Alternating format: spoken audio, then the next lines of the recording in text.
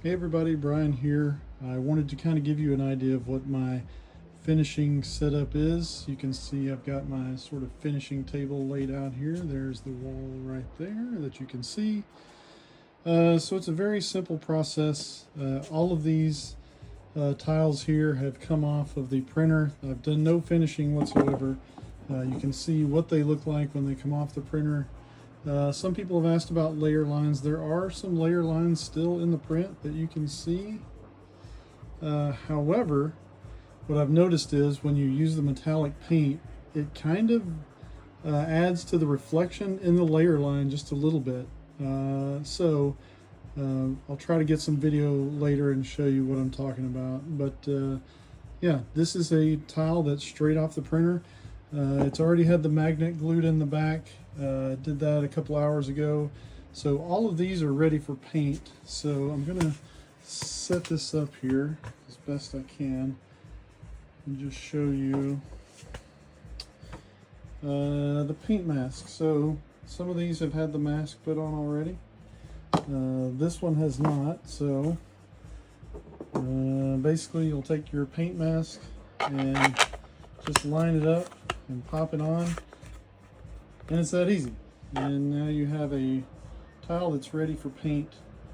So I'm going to go ahead and get these other masks popped on, and then I'll carry the camera outside and just show you the paint that I apply. It's two applications: a very light coat of the metallic silver. There's Puff that just came in to see what's going on.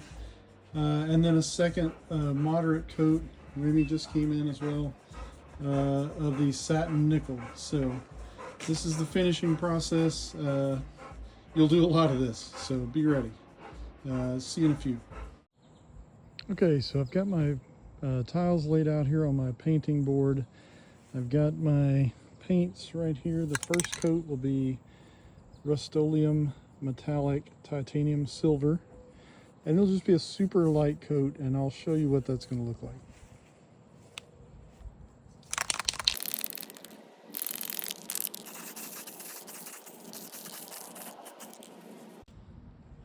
So as you can see, this coat is super light. It's just a nice light coating over all of the tiles. That's going to help prime it for this satin nickel, and it's going to give it just a little bit of extra reflectivity on the lower layer. So we're going to let that sit there for about 5 or 10 minutes and dry, and then we're going to do a moderate coat of satin nickel over the top of that. Okay, there you can see after they've dried for a little bit, again, just a very light coat. It's got just a little bit of reflectivity, but that's all we need for the initial coat. So I'm going to take it over and get the second coat on. Okay, for the second coat, we'll be using the Rust-Oleum metallic satin nickel, and this coat will get a pretty thorough coat. You're going to try not to leave it wet, so try not to let it get oversaturated in any areas, because that will show up. We just want a good, even, moderate coat.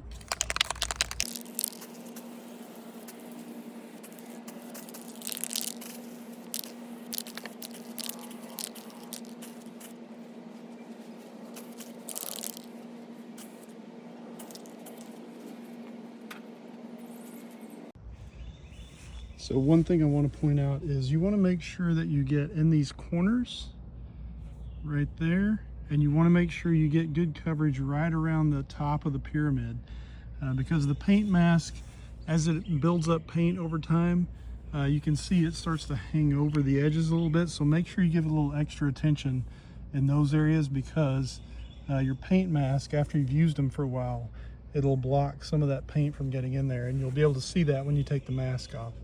But that's what it should look like after your second coat. Okay, now that these tiles have had a chance to dry, I'm going to show you how to pop off the tile paint mask, and then they'll be ready to attach to the wall. So it's pretty easy. The way I do it is I'll grab one here. I grab it by the magnet mount back here, and I'll put my thumb on the circle right here, and I'll put my finger right here, and I'll just kind of pop up. And that's it. That's how easy it's done. And as you can see, we've got nice dark black seams and a nice silver finish. Pop a couple more off here just to make sure everything looks okay. Yep, looks good. So I usually do 6 at a time. I printed out 6 tile masks. I'll replace those every probably 2 to 3 rows, so because like I said, they do get kind of caked up with paint. So every 2 or 3 rows, print you some new ones, because if you don't, your seams will start to get thicker and thicker as that paint overlaps the seam. So these look pretty good though. 6 at a time. Like I said, I think because it makes a nice little pattern there when I do 6 of them. It just makes me feel happy to get them painted. So a couple more here. Just like that. And the last one got a little stringy filament right there. But there you go. As you can see, now that it's painted, no finishing at all. This is straight off the printer. The layer lines actually give it a little bit more reflectivity. It's like they catch the light in those layer lines and make it look really nice. So I wouldn't iron my tiles in the printer. I wouldn't sand them. I wouldn't finish them. I wouldn't do anything except take them off the printer, glue the magnet in, and then paint them. That's all I would do. And I'm about to pop these on the wall here in just a second. Okay, now that we got our tile ready to put on the wall, we just, I usually make sure the magnet is straight up and down, so it's just like that. I normally put the flat-sided tiles all the way across. So I'll put all the flat-sided tiles all the way across on the row, and then I'll point the upside down walls. I'll fill in with those. But on the last row, the top row, as you can see, I'm almost finished with my wall. On the top row, I just put them across as they go because there's not a lot of wiggle room up there in the framework. So just going to pop that in right there, sorry. Can adjust this pixel a little bit, and I'll need to get my chair and pop up there and adjust that top pixel as well. Let me do that, and then we'll pop number 3 in. All right, I got that pixel adjusted there. It looks nice and in place, as you can see, and so this one will pop in right there. And there we go. One thing I do want to point out while I'm up here, it is a bad idea to print your pixel mounts for each row until that row is completely finished with tiles. And I'm talking about the upper part of your lights. The reason is because if your cross member here is not perfectly level, then you won't have the same height pixel mounts for each seam. And that's why I've included several different pixel mounts and the measuring tool. So you'll just measure the height from the cross member to the center of this pixel seam.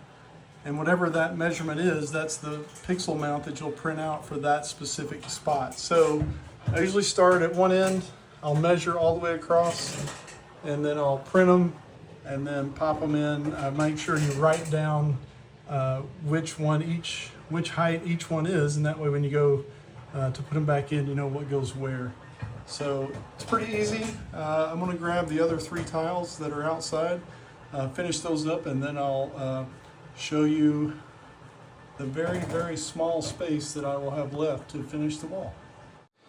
Also, I meant to mention this earlier, but empty filament rolls make great places to set up your tiles when they're drying for the magnets.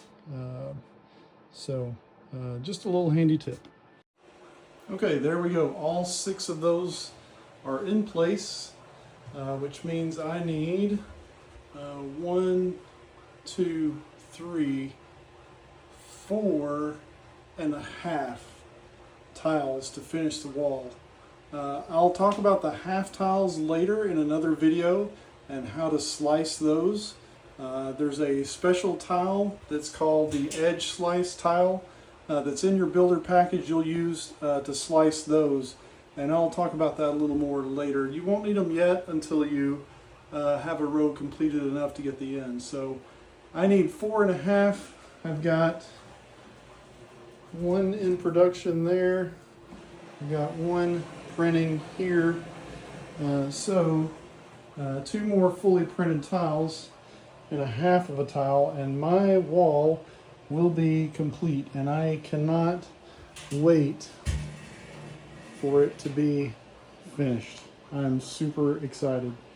There'll be more tutorials coming. I hope you guys are enjoying the process. It is a long and tedious process. Getting the framing up is the hardest part, and after that it's just print, paint. But the end product is so worth it. You're going to love it. All right, thanks guys. See ya.